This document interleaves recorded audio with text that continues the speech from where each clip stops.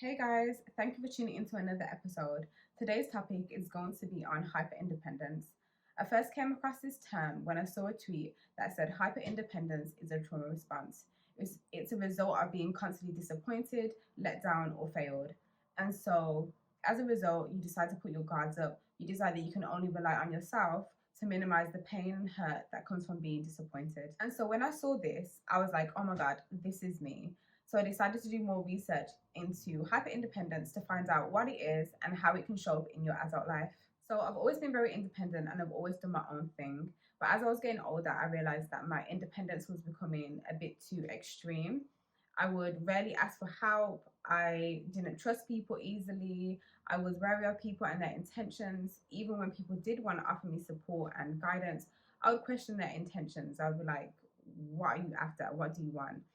Um, and I would always remind people that I don't need you. I don't need you in my life. I don't need you to help me get anywhere. I don't need you to do anything for me. And I was very quick to remind someone of that. I honestly felt like it wasn't a problem at first. I felt like, you know what, it's just me. I'm very independent. I'm a perfectionist. So if I do things myself and rely on myself, then I know I'll get the job done. I know that I'll do it right. And so I just felt like it wasn't a big deal. But the more self-aware I became, the more I realized that it is an issue and it was affecting many aspects of my adult life. And it was also impacting my life in terms of just productivity, the things that would push me further and the things I could do with a second hand.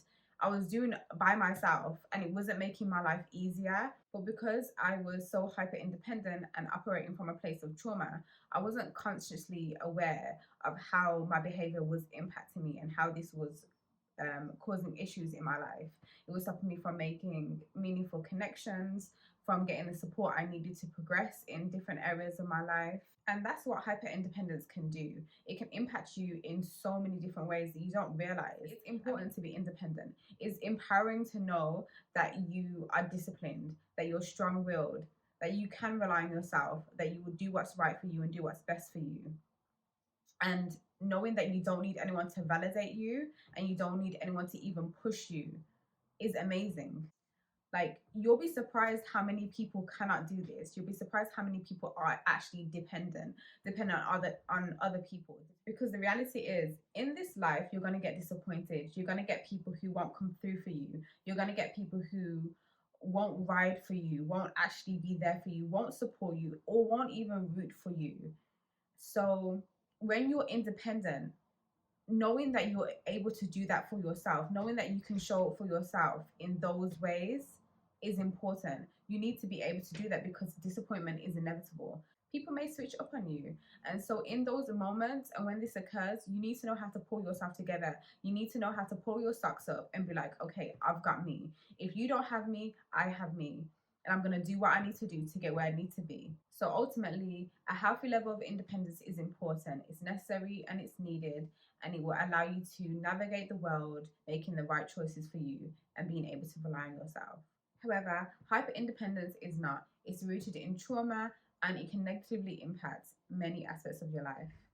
Hyper independence is an extreme. It's a way to protect yourself from disappointment, vulnerability, rejection. And so it's driven by fear, it's rooted in trauma, it's a trauma response. And this can come from childhood when our trust has been broken from consistent abuse, neglect, disappointment.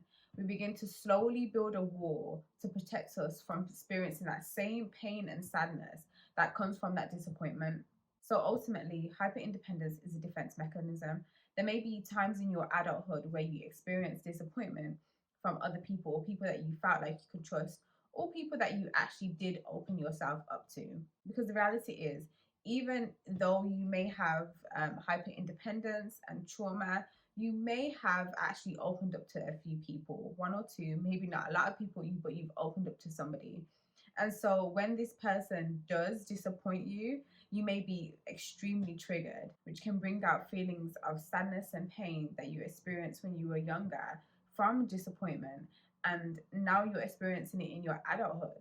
And so this may just reinforce the fact, like, you know what? I can't rely on anyone because people will disappoint me.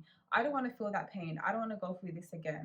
So I need to put my guards up. I need to rely on myself, and I need to go back to being hyper independent and not relying on other people. And in adulthood, life has a way of drawing us to people who have certain characteristics that remind us of people in our childhood, whether that's parents or family members who did let us down, or people that weren't there for us or constantly disappointed us. When we're adults now, we may be attracted or drawn to those who do the same, which intensify those feelings, which make us feel constantly triggered and re-traumatizes us. Essentially, it makes us feel like, this is why I can't trust anyone, this is why I can't, rely on anybody, and I can only rely on myself because everyone is going to disappoint me. No one's really going to have my back, no one's really going to support me. And so you kind of just accept the fact that this is how people are like, and this is what's going to happen in your life, when really it may just be that because you haven't healed that trauma, it may be a thing where you're attracting those people, you're more drawn to those types of people that are disappointing you, because of the fact that you haven't healed those parts of you. When we're children, we're very vulnerable. We're developing, we're learning more about the world, we're learning more about ourselves, and we're learning how to navigate the world. But because of our vulnerability, we need that protection, we need that support, and we need that guidance. And so if this is taken away from us or not given to us by our caregivers or our parents, what this is teaching you is that you can't rely on those people who you're supposed to rely on, and who are supposed to show you care, who are supposed to support you and protect you. You're learning that these are people that you can't rely on. And so with that, who can you turn to?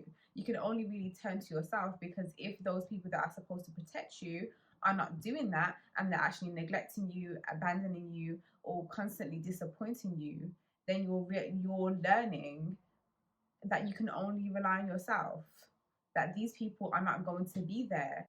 And so when you become an adult, you just unconsciously navigate in the world with this core belief. In my childhood and throughout my teens, I experienced a lot of disappointment, broken promises, and emotional abuse. I still to this day remember the pain and anger that I felt when I was being disappointed. And even as an adult, when I experienced disappointment from people that I felt like I could trust, or in intimate relationships, or even from those same people who disappointed me in childhood, those same feelings cropped up. I still experience the same pain. And usually this is the case. You're going to experience those same feelings. Those same feelings are going to crop up, and you're going to be constantly re-traumatized and triggered if you don't do the work in healing your childhood wounds or your trauma. That experience of constant disappointment and broken promises is one of the reasons why, as an adult, I became very hyper independent.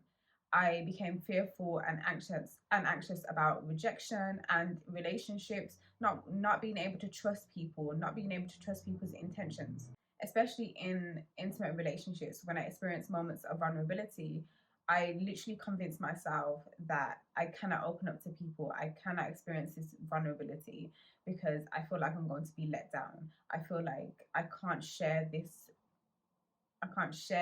intense and vulnerable moments with my partner or with anyone, because I felt like no one's going to understand, because I felt like no one will understand, no one will be willing to understand, and that I'll just be let down in the end of it. And it also felt like once I've opened up to somebody, that they may disappoint me. And so if I do let my guards down, then I'm only going to experience that same pain and hurt that I don't want to feel again. I also experienced feelings of shame and guilt for wanting to get my needs met in intimate relationships. And even though I didn't get my needs met in many relationships or many situations, I still felt shame and guilt for even just wanting to get my needs met. I almost felt like a burden during vulnerable moments where I felt like I needed something from a person, or I needed a certain response, and I felt like a burden. I felt bad about just wanting my basic needs fulfilled. And I now know that this is because when I was a child and growing up, I wasn't getting my basic needs met. I was constantly disappointed, and I was neglected in certain aspects. And so unconsciously, I just grew up with the belief that my needs won't get met, and that no one can ever really meet my needs. And I felt so getting into intimate relationships, I felt guilty for really wanting that because I just never really experienced that in the ways that I needed to as a child. Now, as an adult and having done inner work, I know that there's nothing wrong with wanting to get your needs met. That's how we have meaningful and fulfilling relationships. When you have your wants and you have your needs and they're being fulfilled and they're being met by someone that you can trust, of course, and someone who is good for you, then there's nothing wrong with that. You shouldn't feel guilty for that. You shouldn't feel bad about needing things, about wanting things. You should never feel bad about wanting your needs met. You may be able to identify with some of the traits that I have, and you may have had similar experiences that I have had growing up, but there are many other traits of hyper independence that you might identify with. And so that is fear of disappointment, lack of trust people, you may dislike needy people, your inability to receive support and guidance from others, you don't like to ask for help, you feel like you'll be better alone, you avoid asking for help when you do need it. You may remind people that you don't need them. I have definitely done this, and I've definitely reminded myself of this as well. A belief that you can only rely on yourself. You may feel shameful or guilty for wanting someone to meet your needs, as I mentioned. And lastly, you may do things alone, even if you do have high levels of anxiety doing it. It's scary. For me, I've always been scared of vulnerability. The thought of opening up to someone that eventually disappoints me or eventually hurt me scares me. But the issue is, through life, we're going to experience times of vulnerability where we do need people, where we do need people who we can lean on, who we can trust, who we can go to for support and guidance. And outside of intimate relationships, there's going to be times where you're going to need that extra support and help to push you to another level. And this may be with business, this may be through just practical help. So if you're very hyper independent and you don't want to receive this support or guidance, you don't want to ask for help from people who might be more experienced than you, who have the knowledge that can push you, that can push you further, and that can help you progress in whatever aspect it is, whether it's career or business. If you're hyper independent and you are fearful and don't want to ask for help, you're essentially slowing yourself down. You're making life 10 times harder for yourself. They say work smart, not hard.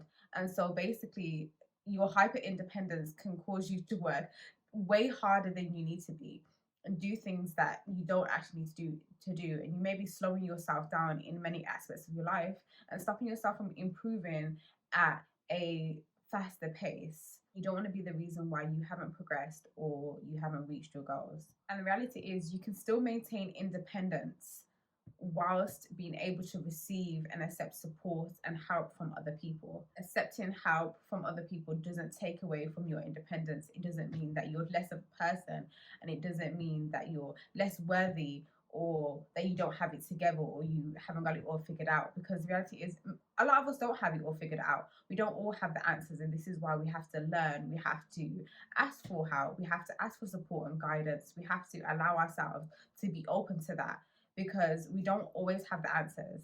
And in order for us to grow and progress through life, we need to be able to be open to that. But I had gone through so many phases in my life where I've made it harder for myself. Like, yeah, I've got things done. I'm a perfectionist, so I know when I'm doing things by myself, I know that the job is going to get done and it's going to get done in the standard that I want it to be. I've also realized that I've made things so much harder for myself and I've put so much weight on my shoulders when really I could ask for help and I have asked for extra support and guidance from people who I know care about me and who are also willing to give me that help. But rather than me doing that, I just decided, you know what, let me pile all this weight on my shoulders and let me overwhelm myself and drain myself and tire myself out, just so that I don't trigger myself and just so that I can maintain this independence when really it's hyper independence from a traumatic experience. But as I'm getting older, I'm realizing how important it is to even seek help and guidance and support, and ask for that. And this could be from friends, family, people that you trust, care about, know, and love. But it can also be from, people that you don't know. This could be through therapy. It can be through seeking a mentor, seeking a coach. people that you don't know, but people who are willing to offer you that help and give you that support. But you need to be able to receive it and be open to it. Like, I've recently just got a mentor, so now I'm going to get support and guidance from someone who's a little bit more experienced than me, who knows a little bit more than me in certain areas. And I know that by seeking out a mentor, it's going to help me progress. It's going to give me different perspectives, and it's going to help push me further in many aspects of my life.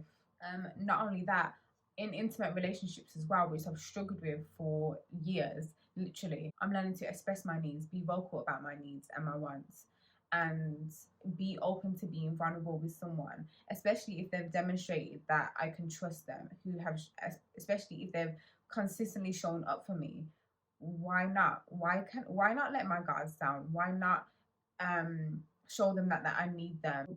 In your most vulnerable moments, breaking down emotionally and mentally, it may feel like keeping it all in and keeping it to yourself and not asking for help may feel better than the possibility of being disappointed. But the reality is that you're slowly killing yourself and you're staying in a very stagnant and unhealed place.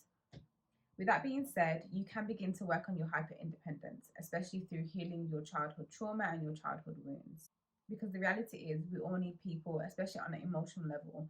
It's a beautiful thing and it's a blessing to be seen, to be heard, listened to, understood, to know that you have people that you can rely on, to know that you can trust people and that you can ask for help, support, and guidance, and be open to receive it as well. It's a beautiful thing and it's a beautiful experience to have that.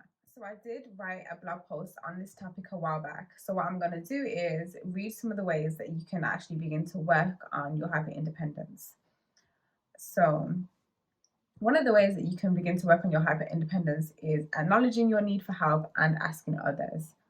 You don't have to ask for help with everything, but even just a normal amounts of help, especially when you're struggling, you're going through a hard period, or you're just going through something which is difficult for you and you need answers to and a little bit more guidance. Asking for help will make your life a little bit more easier, will help you progress easier. And if you've recognized that you actually do need help and you've acknowledged that, you know what, I do need help, I need more guidance, I don't understand this, I am struggling a little bit, then once you've acknowledged that, then yeah, seek help. It doesn't always have to be from friends or family, and it can actually be from outside people, from a therapist, or just people who are well versed on a topic or have experience or knowledge on something that you need help with. Just asking for help from the right people will help you tremendously and in multiple ways. And also, trust your ability that you can choose the right people for your life. If you begin to create relationships based on a solid foundation of trust, then asking for help from those people isn't taking anything away from you. It's actually fulfilling you and helping you to grow because you know that you're asking the right people. You know that you trust your ability to make those sort of connections and have those people in your life. So asking them for help makes sense. Another way is use your anxiety level as an indicator of how much you are comfortable taking on. If you're beginning to feel overly anxious and stressed and feeling burnt out, then that's a strong indicator that you've taken so much on and you can't actually cope with the amount of work that you have taken on.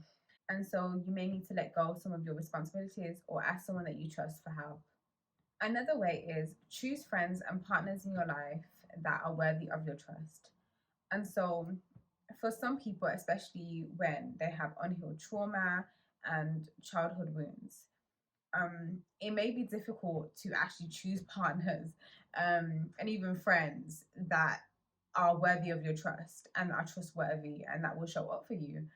But one strong indicator that someone is worthy of your trust is if they show up for you consistently and has shown you that they're there for you and that they're willing to support you, and you can genuinely sense that that is the case, then they are worthy of your trust. And it may take you a while to build that trust, and that's okay, especially if you've been hurt, especially for a hyper independent person. It's difficult for you to build that trust. Sometimes you just need to see consistent behavior and effort from someone to know that they're worthy of your trust and that there's someone that won't let you down. This will give you the confidence that you need when you do feel like you're in moments of vulnerability where you do need help.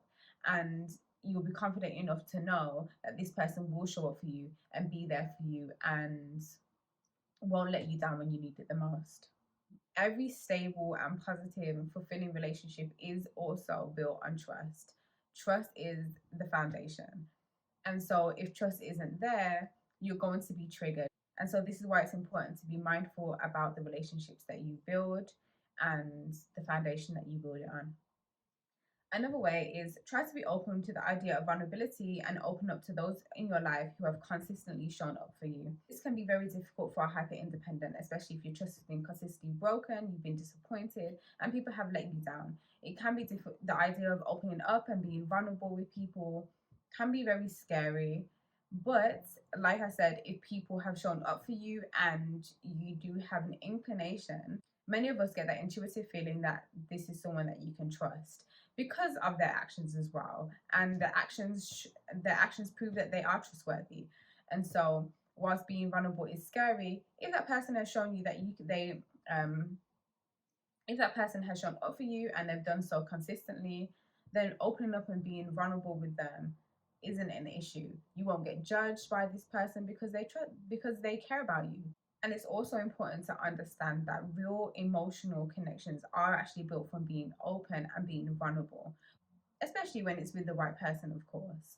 That's when those relationships can form with you being open. And sometimes it starts with that conversation, it starts with you being open to being vulnerable and then them being open to receive it. I know for me, I felt like the idea of being vulnerable it will take away someone's perception of me, will take something away from myself, and may make someone feel like, oh, she doesn't have it all together, or you know, she has issues, or she doesn't really, you know, she doesn't really have her shit together like I thought she did. Um, but the reality is, a lot of times, a lot of us don't have our shit together. Um, a lot of us have wounds, a lot of us have trauma, a lot of us have pain, and a lot of us have experiences that may have come from a painful place, but they've helped shape us. But people who see you, love you, support you, and accept you in those moments of vulnerability, nothing's going to take away from that. Also remember that someone has to know you to accept you, because so that's why being invulnerable is important and being open is important, so that you give people the opportunity to know who you are and to know who they're dealing with. And I don't mean be super open and tell everyone your business. And I know that if you experience hyper independence, you probably won't anyway. You won't really be inclined to do that. But I'm not saying that, but I'm saying be open to at least letting people know who you are and expressing vulnerability, especially when you need to. And also remind yourself that you're deserving of help and support. People who love, care, and accept you want to be there for you. So let them be there for you, and remind yourself that you deserve this. You deserve people who want to be there for you. You deserve people who want to support you, who want to help you, who want to help you progress through life, who want to help you reach your goals more quicker, who just want to give you that support. You deserve that, whether you experience this in your childhood or not, or whether you were constantly let down or disappointed, you still deserve it. You're still deserving of that. We need that emotional safety. We're human beings. We need support. We need love. We need that. We need to experience that from other people. And there's only so much that we can give ourselves. It's amazing to be independent. It's amazing to it's empowering to be able to be there for yourself and show up for yourself. But it's even more amazing to know that you have connections with people who will show up for you. And you don't have to question everything. You need people, people need you. And just as much as you're willing to help others and offer others support and guidance, you deserve the same. So, those may be more practical solutions that will help you work through your hyper independence. But most importantly, is working on your trauma and working towards healing those wounds. Because once you start healing those wounds and working through your trauma, that's when you can start living a more fulfilling, a more positive life. That's when you can cultivate more healthier and positive relationships. And you can also just make life easy for yourself. And that's how you want to live your life. With that being said, I hope you found this video helpful and informative, and now you have the tools you need to start working on your hyper independence. Thank you for watching, and I'll see you in my next video.